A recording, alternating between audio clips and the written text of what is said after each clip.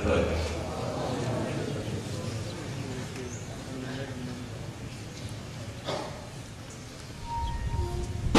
Alhamdulillah, jazakumullah. Ini ada santri-santri yang khatmah kubro.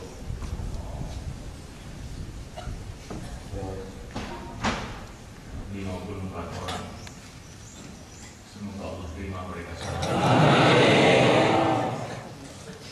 Dan Allah terima kedua orang tuanya, kakek-kakeknya, nenek-neneknya, dan anak cucunya, teman-temannya, gurunya, kiainya juga.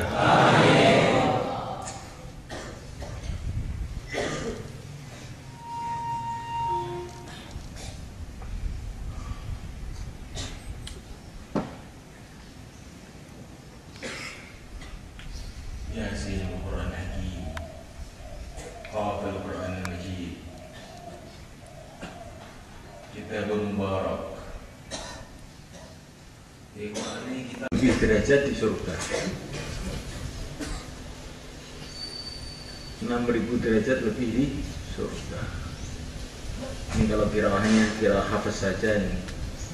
Kalau tambah duri, tambah ini, 10 qiraah, berarti insya Allah dapat 60.000 derajat di surga. Minimal itu.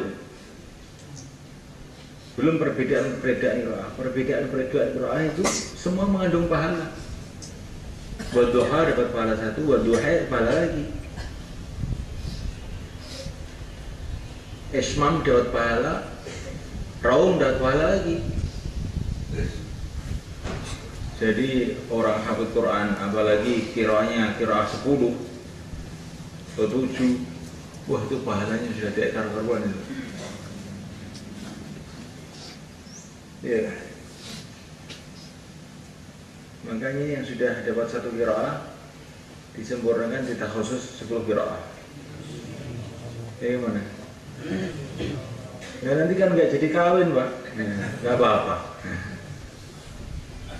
Nggak jadi kawin dapat 60.000 derajat di surga, bahkan lebih dari itu. Setiap perbedaan qiraah, perbedaan farsyul huruf, perbedaan dapat pahala terus.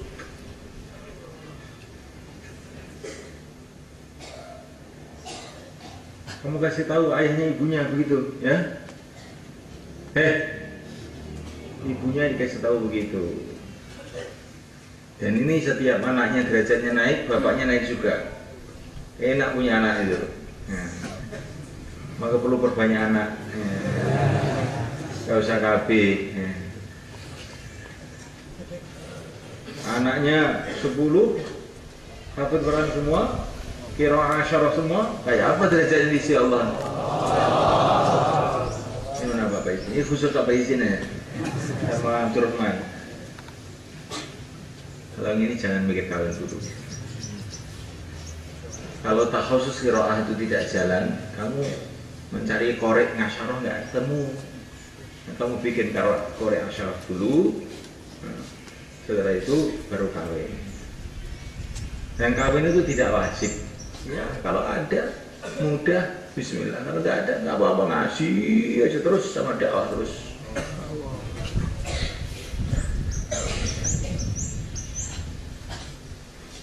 Ada yang tidak setuju lihatnya. Kalau dia aja ini lihatnya nggak setuju ini. Katanya sunnah Nabi Pak kawin.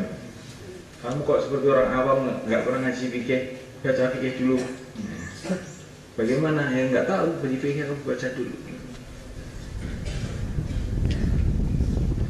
Tapi derajat yang didapatkan orang iman dari Quran ini bukan dari bacaannya saja. Mengamalkannya juga menimbulkan derajat juga, mendakwahkannya menimbulkan derajat juga, yakinnya juga menimbulkan derajat juga. Jadi yang menghafalkan Quran kelihatannya nggak jalan-jalan, sudah 10 tahun beberapa 1 juz, itu kira-kira derajatnya mendakwahkan Quran saja atau mengamalkan. Tapi kalau yang otaknya masih encer, di siapa-apa masih masuk, qiraah asyarah, masih tafsirnya lagi, masih fikihnya lagi, masih dakwahnya lagi, memperjuangkan lagi. Untuk apa? Sampai nanti di akhirat menjadi ahli Quran.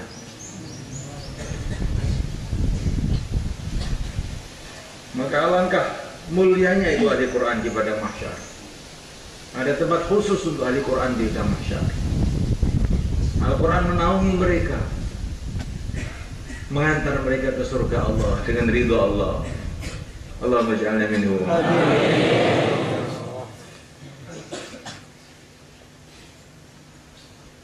Ini fadilahnya ngapal Quran.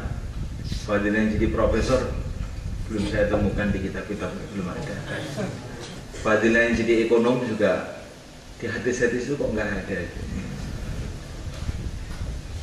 Maka wali-wali murid yang anaknya ngapal Quran itu jangan dicabut, suruh sampai khatam. Nggak apa-apalah. Kadang-kadang wali murid ini anaknya baru dapat 15, ini ayah sudah tua, perlu dibantu. Kamu di padang mahsyar perlu bantuan lebih lagi. Kalau kamu kehausan di padang mahsyar, anak kamu hafid Quran menolong kamu, kan lebih baik daripada ngasih air sumur aja di dunia. Dan biasanya itu anak yang disuruh khidmat orang tuanya itu ya sehari 2 hari sabar, lama-lama juga pergi, nggak sabar. Malah orang tuanya sudah sakit-sakit itu didoakan, moga-moga cepat mati aja.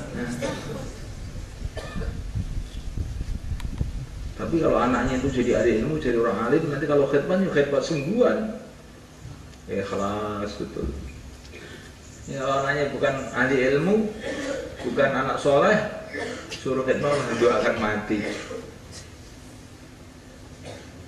Nah, Kiai Maimun itu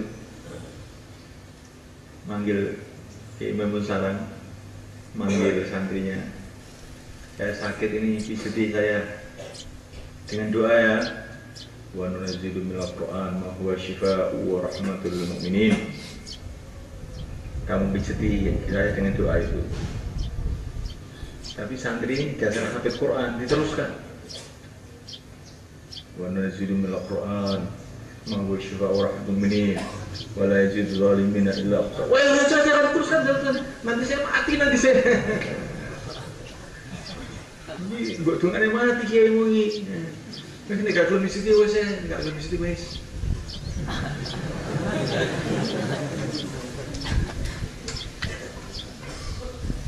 Wanazilul Al-Quran ma huwa syifaa'u rahmatul mu'minin. Titik, jangan diteruskan mati saya nanti. Katanya Kiai Maimun suka lucu-lucu gitu. Makanya saya nggak mau dibisiti santri itu. Lebih baik saya manggil Pak Ngaliman digaji aja daripada suruh bisiti santri. Ini khawatir saya dibacakan apa tambah sakit.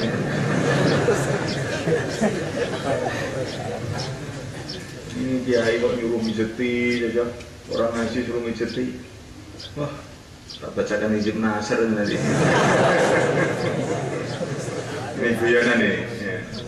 Maksudnya ini, Masya Allah, di dalam Al-Quran itu ada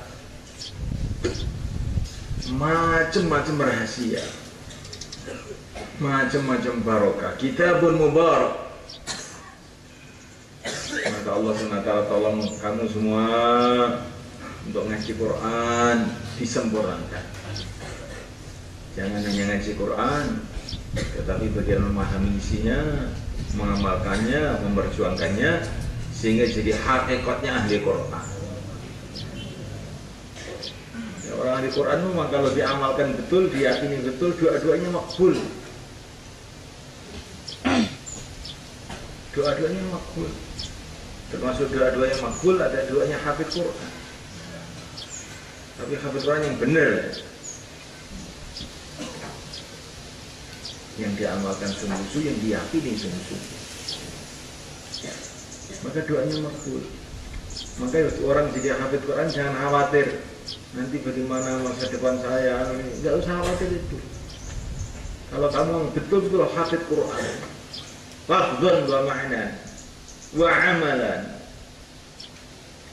Allah akan tolong kamu.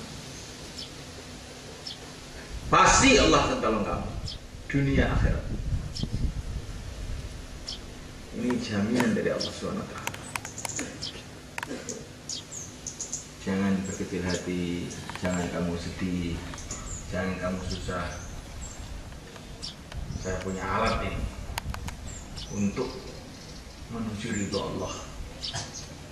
Saya punya alat untuk berdoa kepada Allah, yaitu Al-Quranul Karim. Saya tidak takut dengan apa saja. Kalau ayah kamu tidak mengirim parcel bagaimana? Saya tidak takut. Saya punya Quran. Quran ini bisa nyambung kepada Nusratullah. Insyaallah mana kan? Insyaallah. Jadi begitu. Kita belajar Quran harus dengan keyakinan bahwa Quran ini akan mendatangkan kebaikan bagi kita dunia akhirat.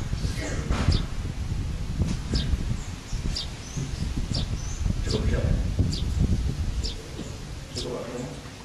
Nah, tamu-tamu ke depan insya Allah kalau ada yang untuk tinggi di nomor ya. Oke. Yang kata Pak Guru yang kata Pak.